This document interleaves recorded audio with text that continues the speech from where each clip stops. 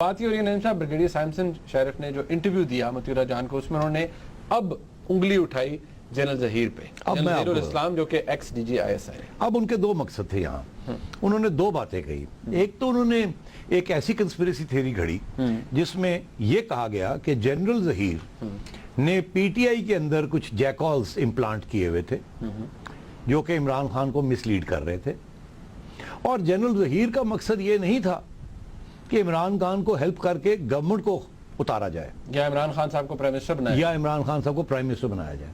ان کا مقصد یہ تھا کہ کسی طریقے کے ساتھ کوئی ایسی سچویشن کریٹ کی جائے جس کے ذریعے جنرل رحیل کو نقصان ہو۔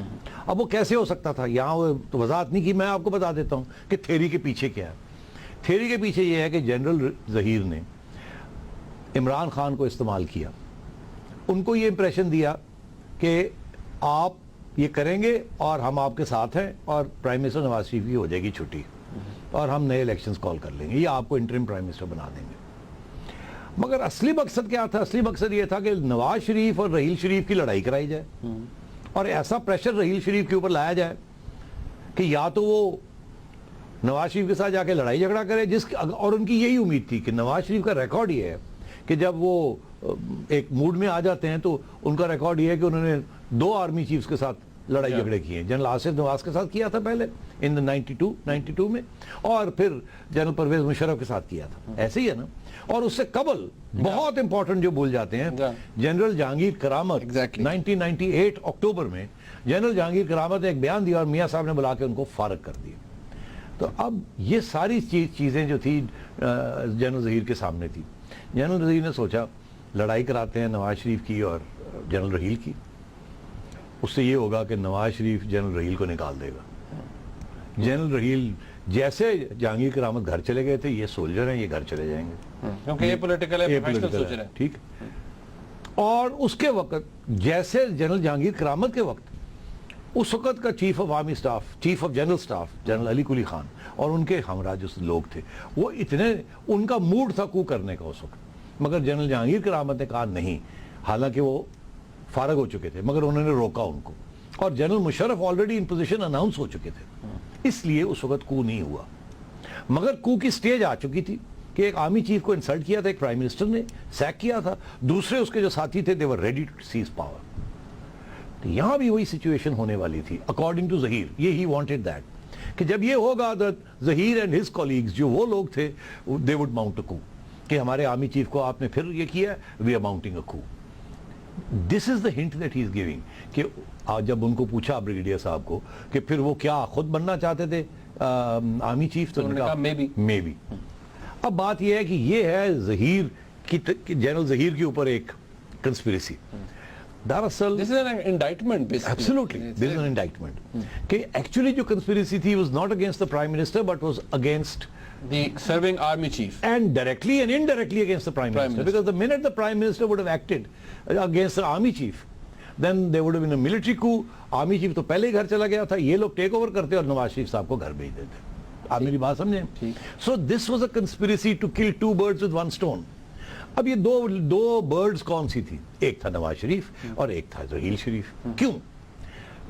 نواز شریف کے بارے میں یہ تھا کہ نواز شریف نے اور جب مشرف صاحب کے اوپر کارروائی کرنے کی شروع کیا فیصلہ، تو اس وقت فوج کے اندر پسند نہیں آئی یہ بات۔ رحیل شریف صاحب کے بڑے تعلقات تھے مشرف کے ساتھ، تو پہلی بات تو یہ کہ رحیل شریف صاحب کو یہ بات پسند نہیں تھی، انہوں نے اس کا اظہار بھی کیا تھا ایس ایس جی کے ہیڈ کوارٹر میں جا کے۔ تو یہ ایک چھوٹا سا پرابلم تو چل رہا تھا۔ اب جنرل ظہیر کی بات کیا، جب یہ ایشو ہوا جیو کا، اس وقت گورنمنٹ آف نواز شریف نے جیو کا ساتھ دیا۔ جب جیو کا ساتھ دیا تو general Zaheer turned against them. تو جنرل ظہیر کا یہ کلیئر ہو گیا کہ he was anti Nawaz Sharif. اب آئیے کہ why was he anti general Raheel Sharif? ہاں مطلب اس کا بیک گراؤنڈ کیا ہے؟ بیک گراؤنڈ یہ ہے کہ جنرل پاشا اور جنرل ظہیر ایسے تھے، ٹھیک۔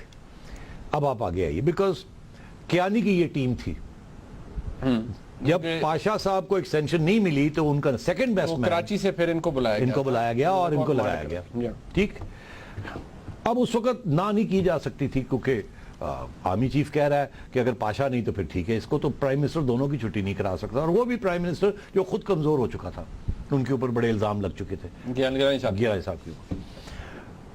تو جب یہ آئی بات کہ کون نیا آرمی چیف بنے گا تو اس وقت بیسکلی دو لوگ تھے جو سینیورٹی میں تھے.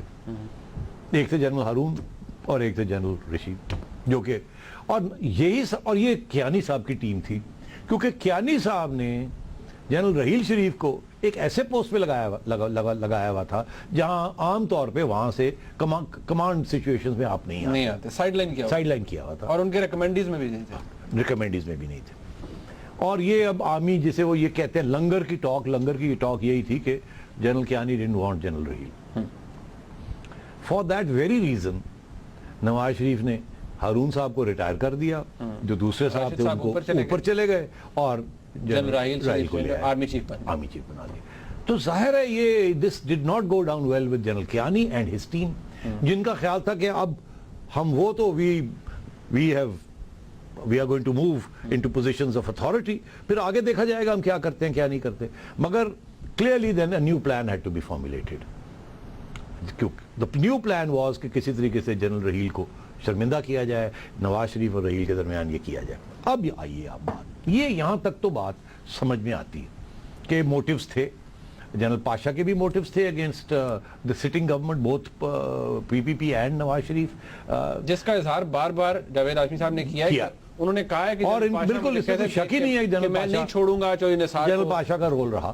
اور یہ بھول جاتے ہیں کہ general Pasha was adviser after retirement from the ISI. He went as advisor to the UAE government on security matters, and he was a very powerful person there when he was there, and he retained his contact with the Pakistani military establishment. یہاں تک میں آپ کو بتاؤں کہ general Pasha کہتے رہ گئے جنرل کیانی کو آفٹر ریٹائرمنٹ کہ جنرل مشرف کی کوئی ہیلپ کرو, نواز شریف کو سمجھاؤ کہ یہ نہ مشرف کو ٹرائی نہ کرے. مگر جنرل کیانی نے مشرف صاحب کے لیے کچھ نہیں کیا, اس لیے مشرف صاحب پبلک سپیچز کے کھٹے ہو گئے. General Musharraf he thinks Kayani didn't do enough for him. یہ مطلب ہے انہوں نے ریکارڈ پہ یہ بات کہی ہے. he is unhappy with general Kayani. اس کا یہ مطلب ہے کہ there was a problem which یہ پہلی سٹیج پہ نہیں حل کر سکے, دوسری سٹیج پہ انہوں نے سوچا, ظہیر نے سوچا, and his group of people, اور 3-4 کور کمانڈرز کے نام آتے ہیں, میں نہیں لوں گا. ایک بات تو نعیم صاحب یہاں کلیئر ہوتی ہے, ایک چیز کہ میاں نواز شریف صاحب نے خود کو ولنریبل ضرور کیا جب انہوں نے مشرف صاحب کا کیس چھیڑ دیا, اس کو فاسٹ ٹریک. ولنریبل ہو گئے, لوگوں نے سوچا اچھا موقع ہے, ناؤ وی ول ایکٹ. اور یہ بات نے جنرل رحیل شریف کو بھی اپسیٹ کیا تھا. ہاں, کہ جی انہوں نے جنرل مشرف کا ٹرائل کیوں دوبارہ شروع سب کو کیا تھا. اور اس وقت آپ کو یاد ہوگا کچھ ایسی چیزیں ہو رہی تھی جنرل مشرف کے ٹرائل کے بارے میں جس میں لگتا ہے ایسا تھا کہ یہ میاں صاحب کے اپروول کے ساتھ یہ پوسٹپونمنٹ یہ چیزیں نہیں ہو رہی, تو یہ اگر جنرل رحیل شریف کی نہیں کر رہے تو کر کون رہا ہے. اس وقت بھی کچھ ایسے لگتا تھا کہ کوئی انڈیپینڈنٹ پالیسی جنرل ظہیر استعمال کر رہے ہیں to create differences between the prime minister and the army chief. اور ایک سٹیج ایسی بھی آ گئی تھی ڈیورنگ دا دھرنا کہ ایسے لگتا تھا کہ the army chief is being isolated by other hard line generals including general Zaheer inside the corps commanders. But general Raheel kept his cool and it was not allowed, did not sway, did not weaken. And یہ جو جس interview کی یہ بات کر رہے ہیں, I think یہ ٹرننگ پوائنٹ ہے. انٹرویو وہ ملاقات جس میں پرائم منسٹر کے ساتھ آئی بی نے ایک ٹیپ ریکارڈنگ کی جس کے اندر کوئی ایسی باتیں تھیں جس سے پتہ لگتا تھا کہ جنرل ظہیر اور ان کے ساتھی کوئی سازش کر رہے ہیں. وہ نواز شریف صاحب نے جنرل رحیل کو بتائی, جنرل رحیل یہ دیکھیں یہ کیا ہو رہا ہے. اور انہوں نے کہا اچھا مجھے نہیں سمجھ, میں بلاتا ہوں. اس کو بلایا, انہوں نے ایڈمٹ کیا ہاں یہ میرے لوگ ہیں یا یہ میری آواز ہے, جو بھی ہے. یس, تو اس نے کہا آگے بات نہیں ہوگی, اب جائیے. That is when everything turned. General Raheel must have realized کہ یہ تو ڈبل ایج کنسپریسی تھی.